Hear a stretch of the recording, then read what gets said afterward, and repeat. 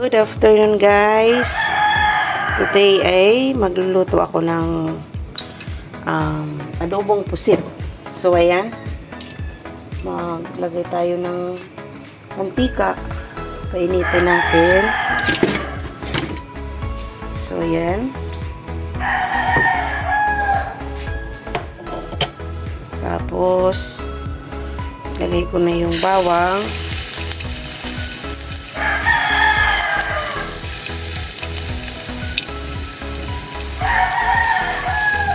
Sama-samahin ko na guys.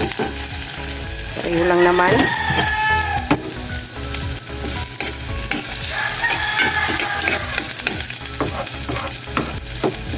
Hindi ko na hintayin umano yung yan. Mikos-mikos lang natin.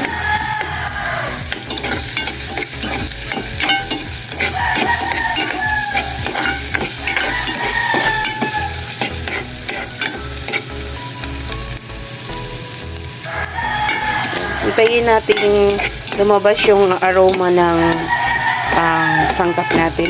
Yung luya, bawang at saka sibuyas.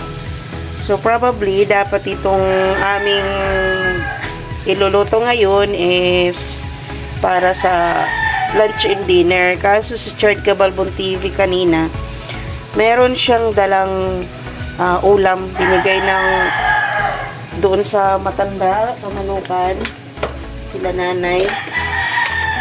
Binigyan siya ng ulam.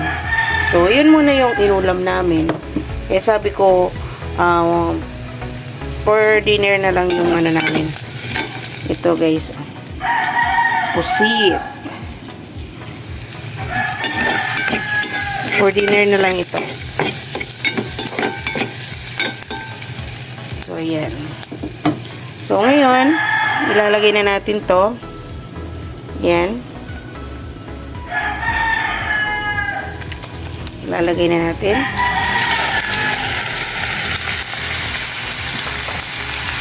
Nag-crave ako ng pusit. So, kahit na medyo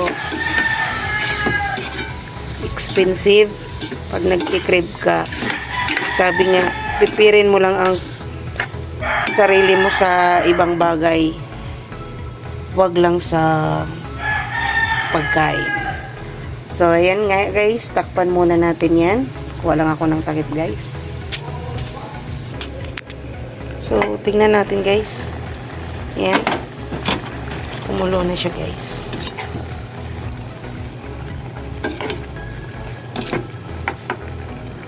Ngayon ang oras is 2 o'clock pa lang, 2 PM. Sabi ko lutuin ko na para mamayang gabi, initin ko na lang ng konti. Hindi na ako magluluto mamaya. Mabilis lang to guys, mabilis lang lutuin ito. Ito yung gusto ko talagang pusit guys. Yan. Nakatakam siya guys eh. Pero nilagyan ko na siya ng pangsangkap. Mag-chick sarap tsaka paminta. Maya-maya lalagyan ko na siya ng konting suka. So, ihuli kong ilalagay yung suka para hindi siya kumunak. So, yan na guys. Update ko na lang kayo mamaya pag luto na. So, yan na nga guys. Luto na. Yan. Sarap. Natimplahan ko na rin. So, ayan na yung update natin. May ulam na tayo mamaya. Thank you for watching. Bye-bye.